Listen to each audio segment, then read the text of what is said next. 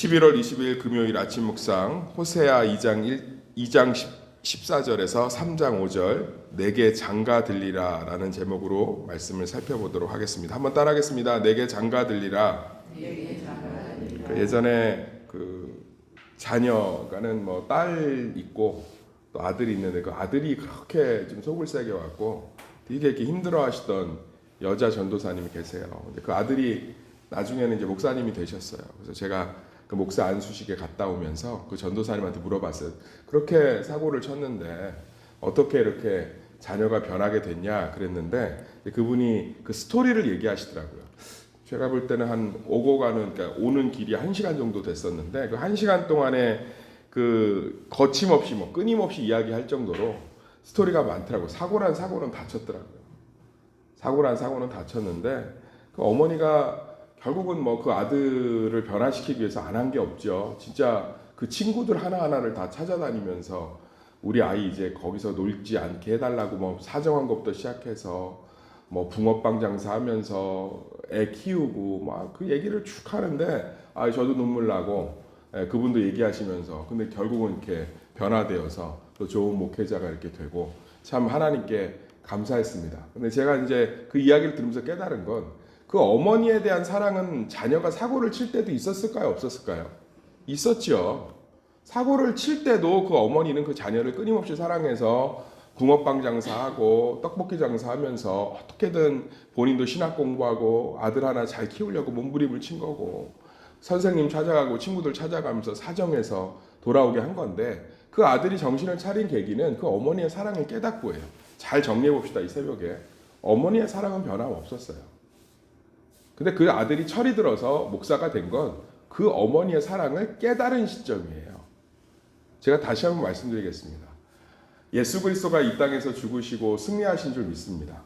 하나님은 우리를 완벽하게 지금도 인도하고 계세요. 우리의 모든 고난과 우리의 모든 시간은 하나님의 사랑 가운데 전적으로 녹아들어 있습니다. 그걸 내가 받아들이냐 안 받아들이냐의 차이예요. 제가 안타까운 건 예수님이 이미 승리하셨는데 아직 메시아를 기다리는 분들이 너무 많아요. 너무 많다고. 오늘 호세아가 그 얘기를 하고 있는 거잖아요.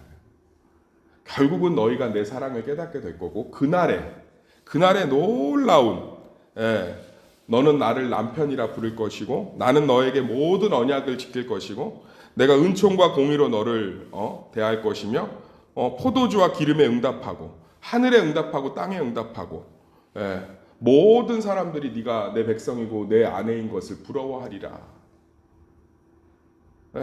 결국은 우리 삶 가운데 정말 중요한 건 예수 그리스도가 이 땅에서 이루신 사건을 받아들이고 있느냐 받아들이고 있지 못하느냐예요. 더 쉽게 적용해 드릴게요. 저에게도 고난이 있고 어려움이 있습니다. 근데 그 고난과 어려움이 예수 그리스도의 사랑 안에 이미 들어가 있음을 알면 그 고난은 우리에게 소망이 된다고요.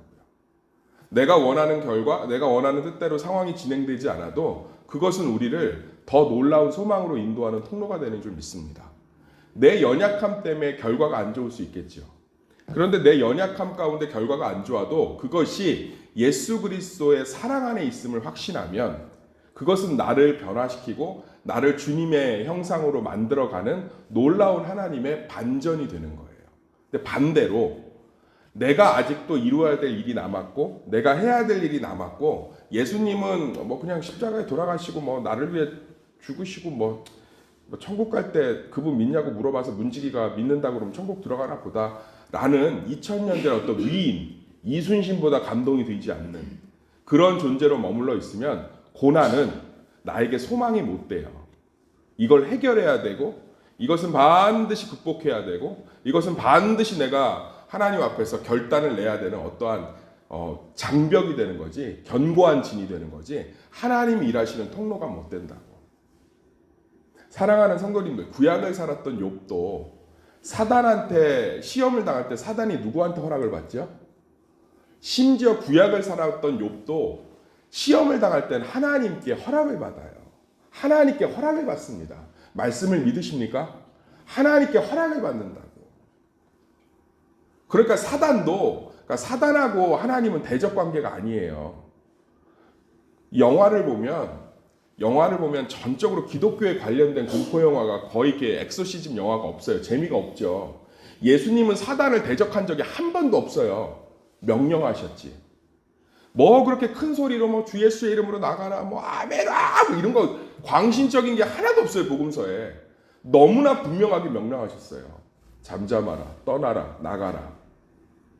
하나님은 하나님 되시는 줄 믿습니다. 어디 감히 사단이, 귀신이. 그래서 구약 시대를 살아갈 때도 하나님한테 철저하게 허락받아서 움직여요. 그러면 심지어 사단도 하나님께 허락받아서 움직일 정도면 우리의 모든 삶은 예수 그리스도로 말미암아 하나님의 전적인 관심 가운데 있는 줄 믿습니다. 이건 놀라운 거예요. 그러니까 설령 사단이 시험을 해도 하나님의 계획 가운데 있는 거죠. 이걸 복음을 믿는 거예요, 이게.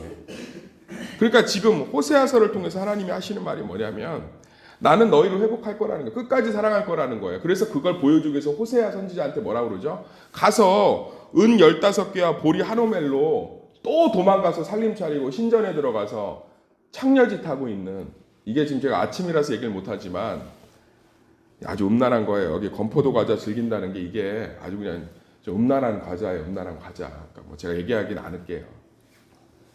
또 도망가서 거기 가서 남자들하고 그렇게 하고 있는, 또 데려오라는 거예요. 또 데려오라는 거예요. 이 고멜이라는 여자는 호세아의 사랑을 충분히 받고 있어요. 충만히 받고 있습니다. 우리가 보면 선지자들이 되게 못 살고 가난하고 막 뭐 옛날에 보면 목사님들 다 보면 가난하고 농촌에서 힘들게 신학하고 이랬으니까 그런 줄 아는데 이름에 호자하고 엘자가 들어가면 명문가예요. 구약은 엘리야 못 살던 집안이 아닙니다.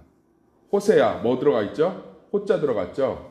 명문가야. 우리로 생각하면 서울대 나와갖고 법대 나와서 의대 나와서 의사하다가 하나님의 명령 받아서 선지자 되고 집안도 다 병원장인 거야. 그런 집안의 며느리로 들어갔어요. 또 남편이 너무너무 사랑해, 이 여자를. 너무너무 사랑해. 막 죽을 만큼 사랑해. 고멜에 대한 호세아의 사랑은 변함없었다고요. 고멜이 정신 차린 건 이 남자가 나를 정말 사랑하는구나 깨달았을 때, 받아들였을 때.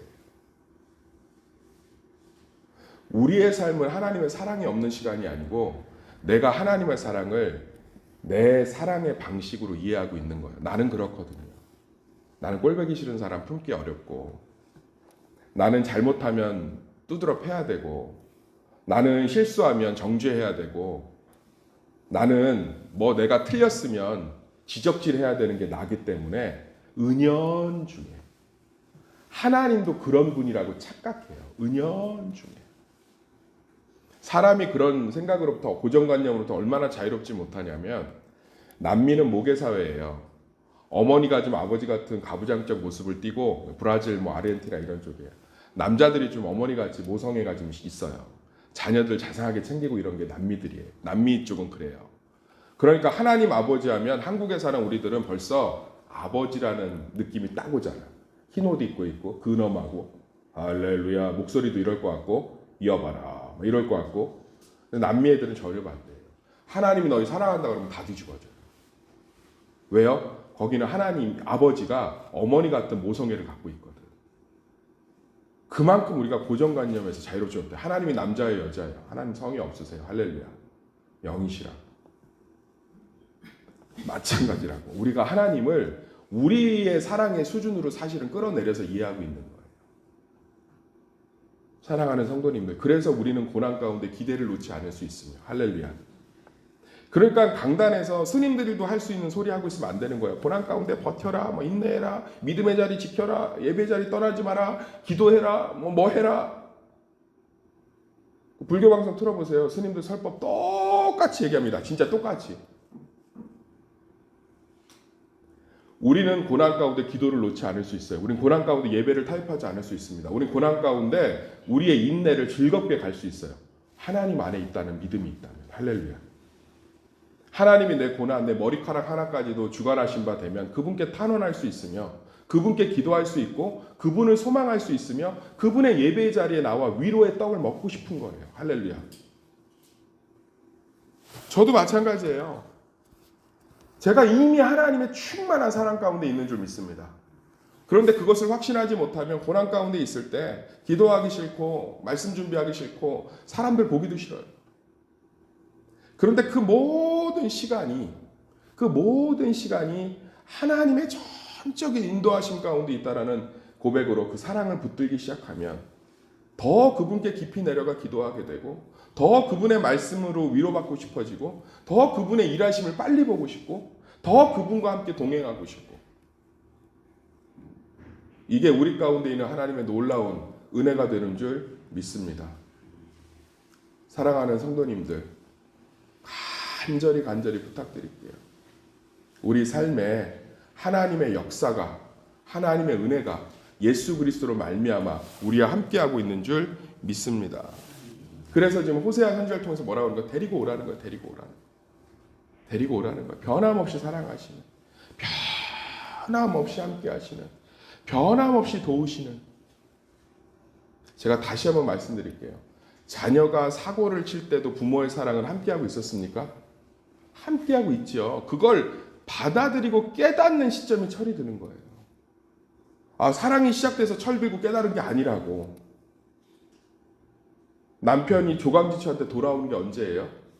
조강지처는 변함없이 남편을 된장찌개 끓여놓고 사랑하고 있다고. 그런데 본인이 그 사랑을 깨닫고 받아들이는 순간 돌아온다고요. 지금도 호세아가 다 그 얘기예요. 지금도 마찬가지예요.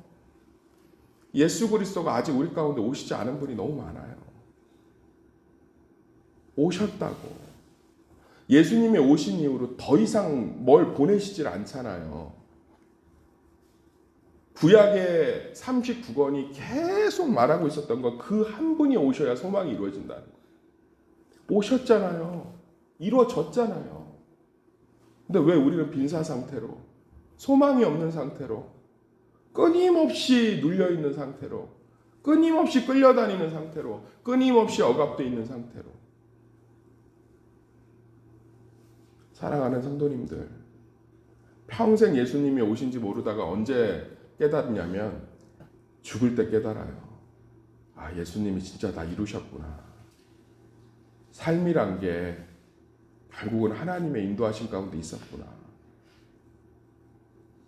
죽음 직전에 깨달아 천국 가시는 인생도 참 중요하지만 이 땅에 살아있을 때 예수님과 동행함으로 천국과 이 땅이 연결되어 날마다 그 은혜를 누리시기를 예수의 이름으로 축원합니다. 지금 우리가 힘들고 어려울 수 있어요. 낙심될 수 있어요. 하나님이 모든 것을 주관하시는 줄 믿습니다.